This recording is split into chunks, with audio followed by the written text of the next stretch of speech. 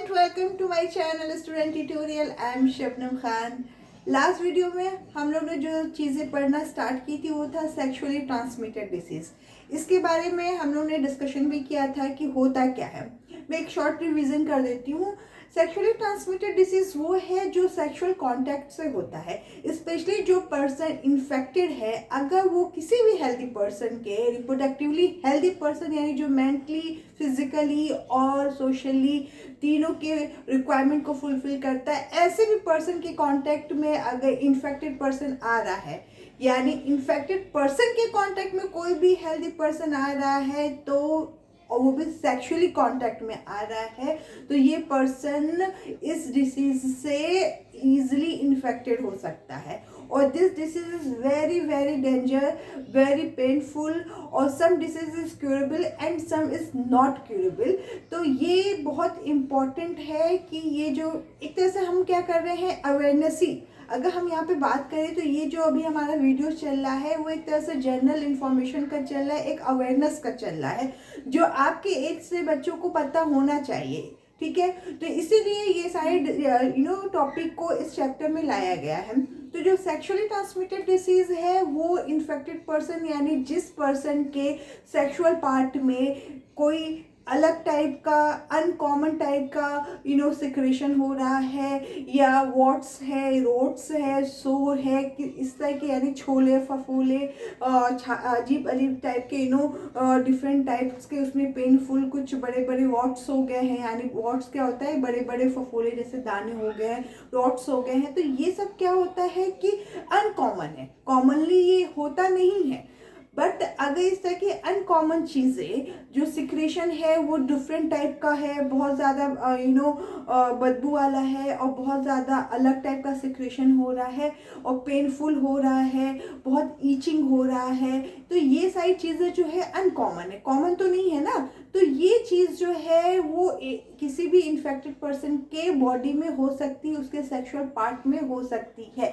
जब वो सेक्सुअली किसी और पर्सन के कांटेक्ट में हेल्दी पर्सन के आता है तो ये डिसीज इतनी जल्दी स्प्रेड होती है कि जो दूसरा पर्सन है वो चाहे हेल्दी हो चाहे ना हो, उसकी भी बॉडी में इस तरह के डिसीज होना स्टार्ट हो जाएंगे, क्योंकि ये सेक्सुअली ट्रांसमिटेड डिसीज बहुत जल्दी स्प्रेड होती हैं। ठीक है, जिसमें हम लोगों ने कल तीन डिसीज की बात करी थी, गोनोरिया, सिफिलिस और एड्स की बात की थी, जो हमारे एनसीईआरटी में दिया हुआ है। गोनोरिया और सिफिलिस जो होती है बैक्टीरियल कॉजिंग एजेंट होते हैं, उसके बैक्टीरियल डिसीज होती है, और जो एड्स होता है वो वायरस डिसीज होती है। एड्स के बारे में आई थिंक आपको थोड़ा बहुत तो पता होगा, क्योंकि एड्स के बारे में टीवी में भी एड्स आते रहते हैं, न्यूज़पेपर में भी उसके बारे में डिस्कशन होता है, उस पर एक डे भी मनाया जाता है, एड्स डे। तो ये सब थोड़ी नॉलेजेबल चीज़ें हैं जो हर आपके इस तरह के बच्चों को थोड़ा बहुत तो इसका आइडिया होगा ही। तो आज हम लोग उसी सेक्सुअली ट्रांसमिटेड डिसीज के बारे में यहाँ पे डिस्कशन करेंगे। कल जो था एक इंट्रोडक्टिव टाइप का वीडियो था, आज जो है वो इस चीज़ पे थोड़ा ब्रॉड डिस्कशन होगा। ठीक है, तो पहले हम यहाँ पे ले रहे हैं बैक्टीरियल ट्रांसमिटेड डिसीज की, यानी गोनोरिया और सिफिलिस की बात करेंगे। ठीक है, तो फर्स्ट मैंने लिया है गोनोरिया। ठीक है, आप देखेंगे गोनोरिया भाई जो बैक्टीरियल डिसीज है वो किस कोई एजेंट होगा ना, कोई बैक्टीरिया होगा जो उस डिसीज को कॉज करता होगा। तो उस बैक्टीरिया का नाम थोड़ा सा टफ है क्योंकि ये बैक्टीरियल है, साइंस में तो हमें पता है ना कि हर एक चीज़ का एक नाम दिया हुआ होता है जिससे उसको हम डिफाइन कर सकते हैं या उसको हम आइडेंटिफाई कर सकते हैं। तो यहाँ पे जो बैक्टीरिया है वो है निजेरिया गोनोरिया, यानी गोनोरिया का जो कॉजिंग एजेंट है वो है निजेरिया गोनोरिया। तो ये थोड़ा टिपिकल नाम है, प्लीज इसको याद करना थोड़ा करना ही पड़ेगा आपको। तो Neisseria gonorrhoea is a bacteria which is a causing element agent of gonorrhoeal disease.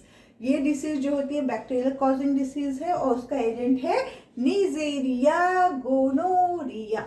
ठीक है, तो इसको थोड़ा ब्रेक कर करके पढ़ोगे तो that is very easy way, और इसकी स्पेलिंग भी थोड़ा याद करना पड़ेगा क्योंकि स्पेलिंग जब आएगा लिखने को तो लिखना ही पड़ेगा। ठीक है, चलो अब हम देखते हैं कि कैसे ये स्प्रेड होती है, हाउ टू स्प्रेड होती कैसे है। तो हम देखते हैं, the bacteria which causes this disease spread through sexual contact with N infected person. यानी जो इन्फेक्टेड पर्सन है उसके कॉन्टैक्ट में, मैंने बताया ना, सेक्शुअली ट्रांसमिटेड डिसीज जो होता है, मेन उसका रीजन जो होता है वो सेक्सुअल कांटेक्ट ही होता है। तो यहाँ पे gonorrhoea is also a disease which is causes by the Neisseria gonorrhoea. And how to spread it, spread by the sexual contact with an infected person. कोई भी इन्फेक्टेड पर्सन के सेक्सुअली कांटेक्ट में आने से ये डिसीज फैलती है। अब इसका जो कॉजिंग जगह होता है, यानी कोई पार्ट होता है जहाँ पे ये ज़्यादा इफेक्टिवली कॉज होती है, तो यूरेटर जो है मेल में और सर्विक्स जो होती है वो फीमेल में ऐसा पार्ट है जहाँ पे ये डिसीज स्पेशली कॉज हो जाती है। जो यूरेटर होता है, हमें पता है कि जब किडनी यूरेनी ब्लडर से जुड़ती है तो जो पाइप से जुड़ती है it is a ureter.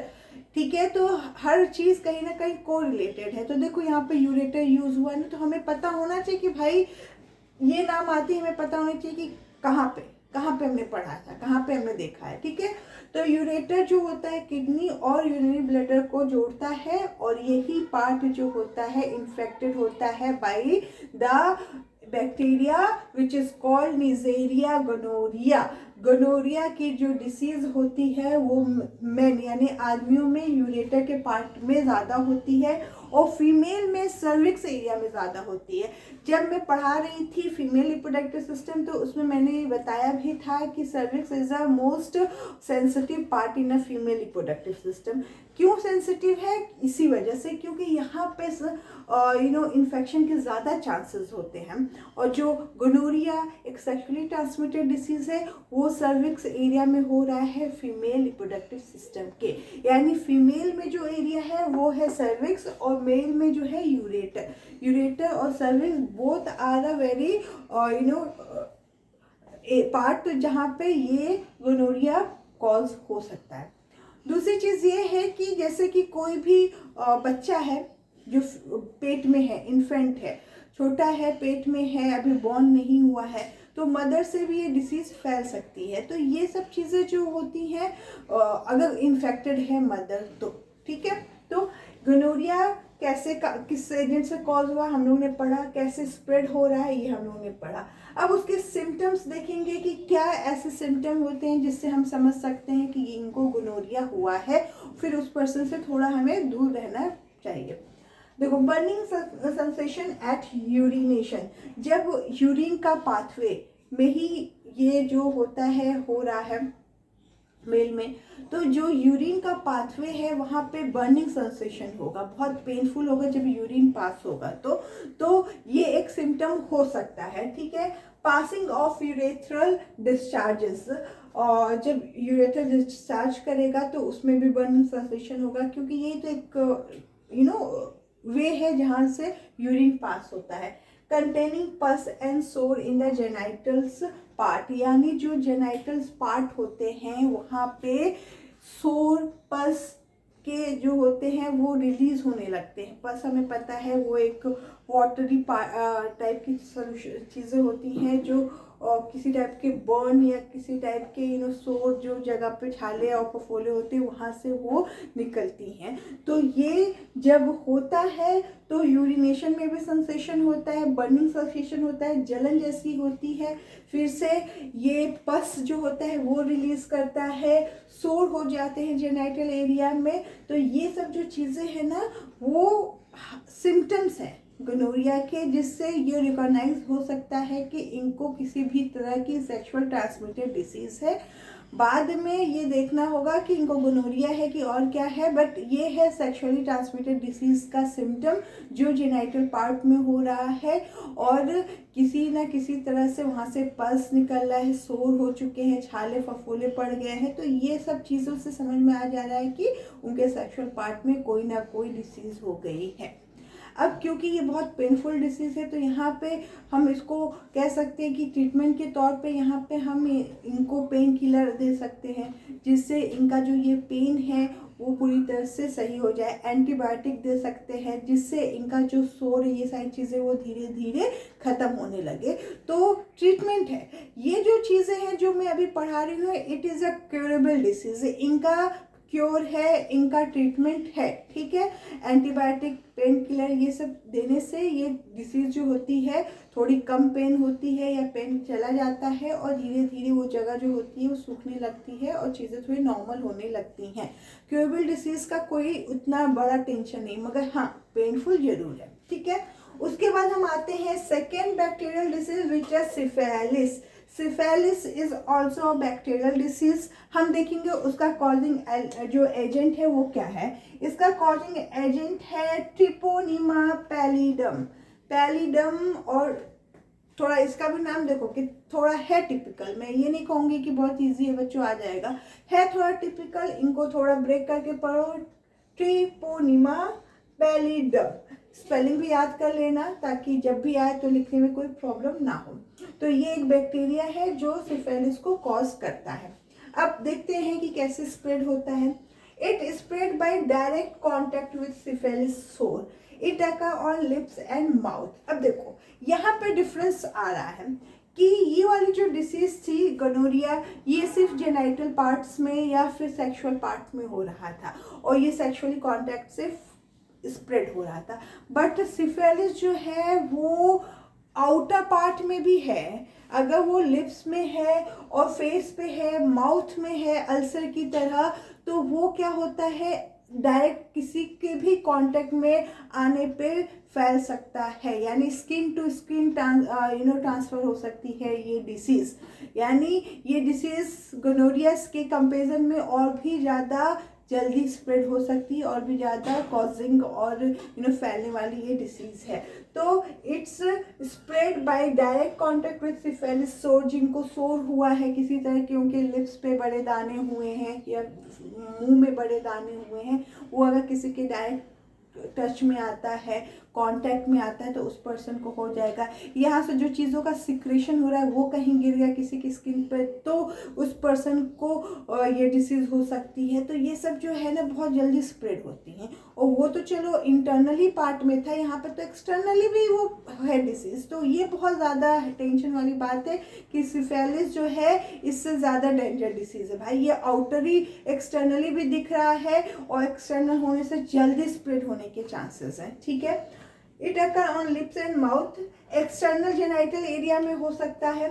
It can be transmitted during vaginal, anal और ओरल सेक्सुअल कॉन्टैक्ट, यानी ये भी सेक्सुअली कॉन्टैक्ट से स्प्रेड हो सकता है।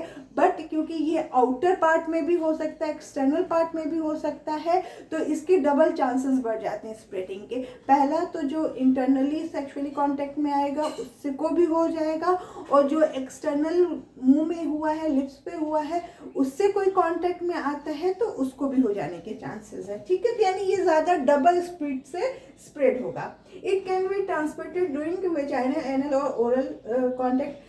It passes even to their unborn child. अगर किसी प्रेग्नेंट वुमेन को ये सिफिलिस की बीमारी है तो वो उसके अनबॉर्न चाइल्ड को भी हो सकती है, क्योंकि भाई जो अनबॉर्न चाइल्ड है वो प्लेसेंटा के थ्रू मदर से जुड़ा हुआ है, और मदर को अगर किसी तरह की डिसीज़ है तो उसके ब्लड में उस तरह के वायरस वगैरह, बैक्टीरिया वगैरह जो है वो चलते रहेंगे, ट्रांसमिट होते रहेंगे, तो वो प्लेसेंटा के थ्रू अनबॉर्न बेबी को भी हो जाने के फुल्ली चांसेस हैं। तो कितना ज़्यादा डेंजर डिसीज़ है कि जो बच्चा अभी बाहर ही नहीं आया वो भी इस डिसीज़ से कहीं ना कहीं मतलब परेशान रहेगा। तो ये बहुत ज़्यादा डेंजर है, ठीक है। अब सिम्टम्स देखते हैं कि उसके सिम्टम क्या हो सकते हैं।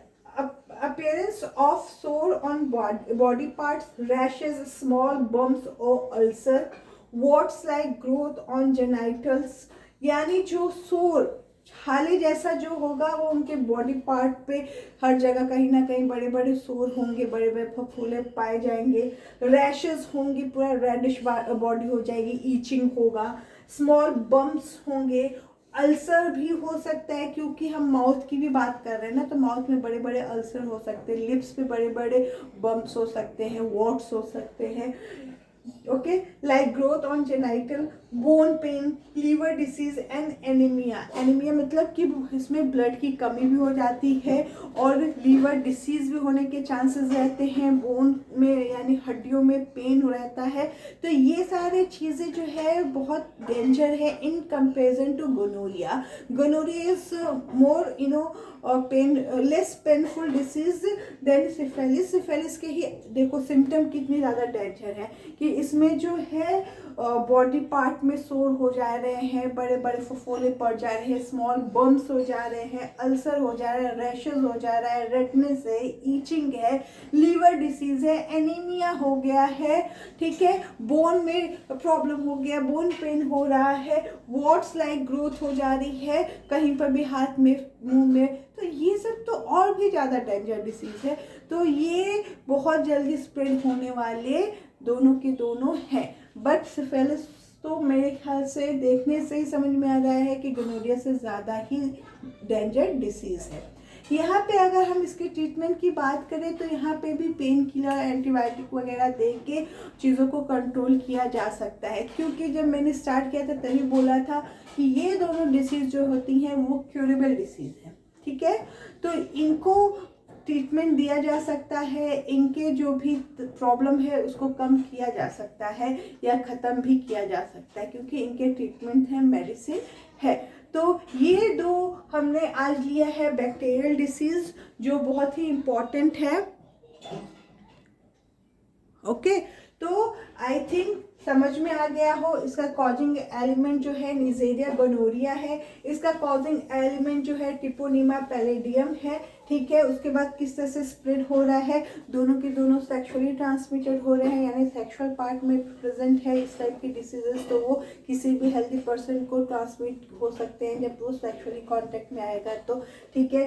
अनबॉर्न बेबीज को भी हो सकते हैं जो मदर के पेट में है, उसमें है। उसके बाद जो सिफिलिस है वो एक्सटर्नली भी दिखता है, लिप्स पे, माउथ में, बॉडी में हो जाता है, तो उससे भी ये फैलने के चांसेस बढ़ जाते हैं। तो आज हम लोगों ने कंप्लीट किया है बैक्टीरियल इन्फेक्शन और बैक्टीरियल डिसीज। अब इसके बाद हम लोग लेंगे वायरसेस, जिसमें आएंगे एड्स। तो एड्स तो हम सबको पता ही है थोड़ा बहुत, उसको और अच्छे से पढ़ेंगे हम लोग, ठीक है। तो आई होप अभी तक का जो भी डिस्कशन है वो समझ में आया हो। कोई भी डाउट हो तो हमें इनबॉक्स करें, हमारे चैनल को सब्सक्राइब करें और वीडियो को लाइक करें। Thank you for watching.